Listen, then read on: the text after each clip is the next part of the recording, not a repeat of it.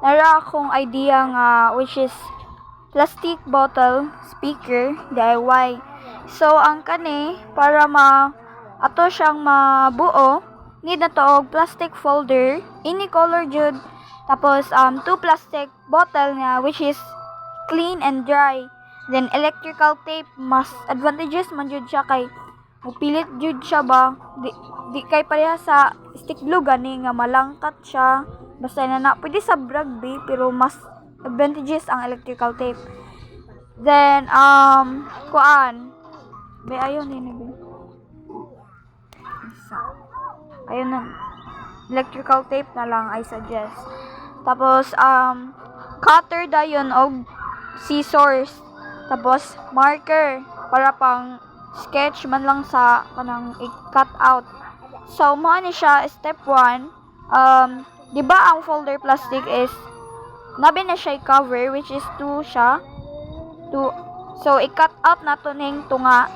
Then ang isa lang atong need syempre. Tapos sa step 2 di ba nakat na siya, isa na lang siya kabuok.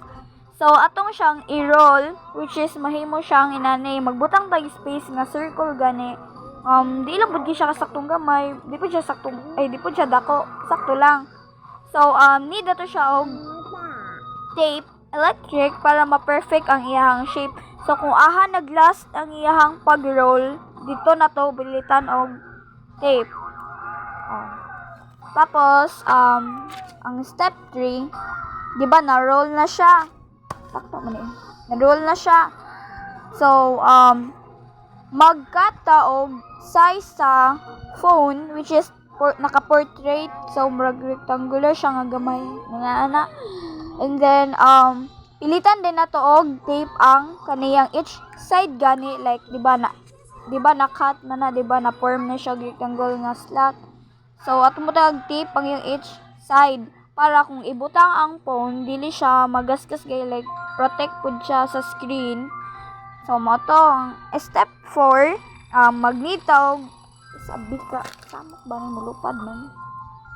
So sa step 4, mag-need na taog 2 plastic bottle which is hinlo na siya daan og kanang dry. And then i-cut out na to og circle, mag-draw tag circle which is ang kaning circle niya same size aning circle sa folder. So gahuman i-cut out pud nato ning kaning lubot sa plastic bottle. Kay mao man na siya, diha magawas ang music gani nga na-echo sa cellphone. So mao to. Step 5, ato na din ang kani ganing folder nga na-roll na to, which is ato na siyang i-connect aning 2 bottle. Then pilitan na to og electrical tape para pwede po siya kuhan. May basta as long as nga pwede mapilit ani nga kanang dili siya matangtang. And then mauto na kuan na siya na forma na. Butan na din nato ang phone. Testingan na to. Dayon ipa-music na to ug atong i-test kung unsa kusog iyang volume. So mao dayon to. Kaning classic bottle speaker which is advantageous kayo ni siya kay para sa kanaganing mga hiligog music or kanang nay mga presentation niya matimingan gani nga burn out nga hinay pa jud og volume ang speaker sa imong laptop or phone ba na. So advantageous kayo ni siya, magamit jud ni siya, dili na need og electricity which is kay gi-handmade man nato. So mao to akong idea ra na nako.